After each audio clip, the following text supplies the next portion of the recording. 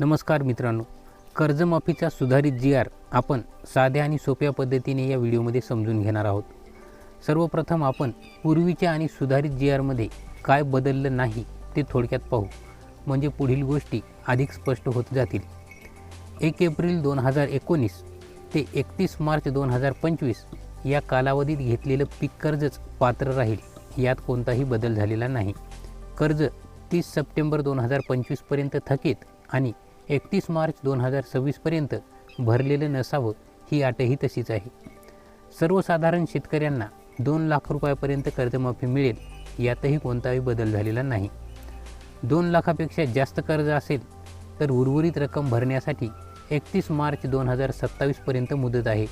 हा नियमही तसाच आहे. आमदार, खासदार, मंत्री, 25,000पेक्षा जास्त पगाराचे सरकारी कर्मचारी, आयकर भरणारे आणि सहकारी संस्थांचे पदाधिकारी पूर्वीप्रमाणेच आताही अपात्रच राहतील.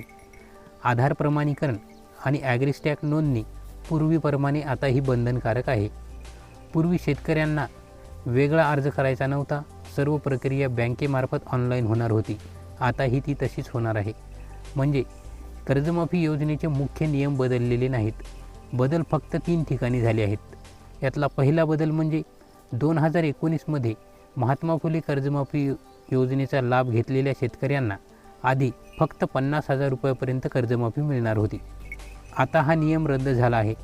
आता असे शेतकरीही इतर शेतकऱ्यांप्रमाणे 2 लाख रुपयापर्यंत कर्जमाफीसाठी पात्र असतील. दुसरा बदल, 2 लाखापेक्षा जास्त कर्ज असलेल्या आणि 2019मध्ये कर्जमाफी घेतलेल्या शेतकऱ्यांसाठी आधी वेगळा आणि थोडा कडक नियम होता. आधी त्या शेतकऱ्यांना कितीही कर्ज असो, फक्त 50,000 रुपयापर्यंत कर्जमाफी मिळणार होती. आता हा नियम रद्द झाला आहे. आता पूर्वीच्या कर्जमाफीचा लाभ घेतलेल्या शेतकऱ्यांना 2 लाखाचा लाभ मिळणार आहे. म्हणजे त्यांचे कर्ज 2 लाखाच्या आत असेल तर ते पूर्ण माफ होणार आणि 2 लाखाच्या वर असेल तर 2 लाखाच्या वरची रक्कम भरल्यानंतर 2 लाख रुपयांची कर्जमाफी मिळणार आहे. तिसरा बदल, वेळेवर कर्ज फेडणाऱ्या शेतकऱ्यांना मिळणाऱ्या 50,000 रुपयाच्या प्रोत्साहनासाठी आधी 2026-27मध्ये घेतलेलं कर्जही वेळेवर फेडणे आवश्यक होतं. आता ही अट काढून टाकण्यात आली आहे.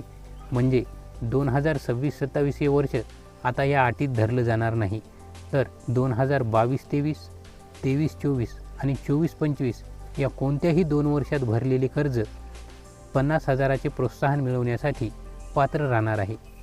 हे 3 फक्त मुख्य बदल सुधारित जी.आरमध्ये करण्यात आले आहेत.